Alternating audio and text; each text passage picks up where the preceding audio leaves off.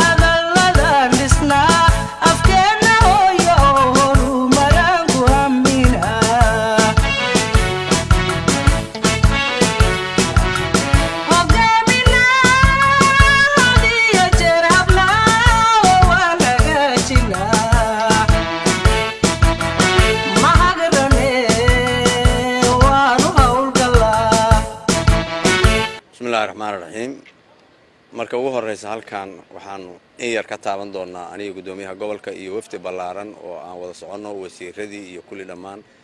iyo taliyaashii ciidamada generaalkii Janaal Bashiir gudoomiyihii degmada waxaan ka warbixin doonaa shaqadii la qabtay habeenkii ugu horeeyay oo bandowhu ay dawladdu ku dhawaaqday oo la fulinayay amaamiirtii ka soo baxday dawladda waxaan uga mahadcelinayaa shacabweynaha gobolka Bari guud ahaan inay ka dhaqan gashay amaamiirtii dawladda ka soo baxday waxaan uga mahadcelinayaa dadweynaha degmada Boosaaso ku nool oo population ugu badana inay si sax ah u qaateen oo si dhow noola shaqeeyeen waxaan ka baxnay saldhiga bartamaha waxaan maray magaalada meelka ugu weyn ee laamiga ah waxaan maray isbitaalka weyn waxaan tagnay dawladda hoose waxaan tagnay Baxaye waxaan tagnay Golis waxaan tagnay Afaridood waxaan tagnay Misifaadumo waxaan tagnay Baana Roma waxaan tagnay xalwa Kismaayo jidka soddonka meesha kaga dhaco ka bacdi jidka soddonka oo kale oo madaxtooyada galaan qaadnay ilaa iyo waxaan tagnay saddex digood waxaan tagnay Qoyan waxaan tagnay madaxtooyada dhinaceeda isbitaal Kaafi intaasba waxay ahaayeen sidii shaqadu u socotay keliya ciidamada keliya ayaa taagnaa gaari yar oo dad xanuunsan wada ama gaari booyada oo ka soo qaaday dekada shidaal oo la rabo inuu waqtiga uusan ka dhicin keliya ma wax kale oo maray ma jirin aad iyo aad baan ugu mahadcelinahay shacab weynaha boqolkiiba boqol haddana waxaanu taagannahay maqaska oo aanu ku soo dhacnay markaan jidka soo dhacnay nid ka soo maray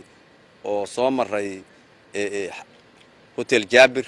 oo soo maray isgoysyo badan hadda waxaan taagnahay maqaskii baan taagnahay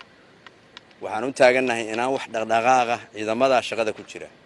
iyo mas'uuliyiinta kormeerka u maraya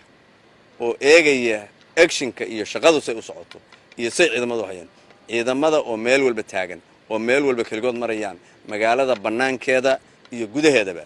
aad iyo aad baa shaqadu u socotaa ciidamadana waa ugu mahadcelinayaan say u shaqeynayaan taasoo aan ugu darayo ciidamada inay shacab weynaha gobolka bari gaar ahaan degmada Boosaaso u dhibriyaan soo dhaweeyaan sida ay u qaateen amaamiirta iyo si ka dhow oo la shaqeeyaan saxaafadana waxaan leeyahay aad iyo aad baa u mahadsantiin dhamaantiin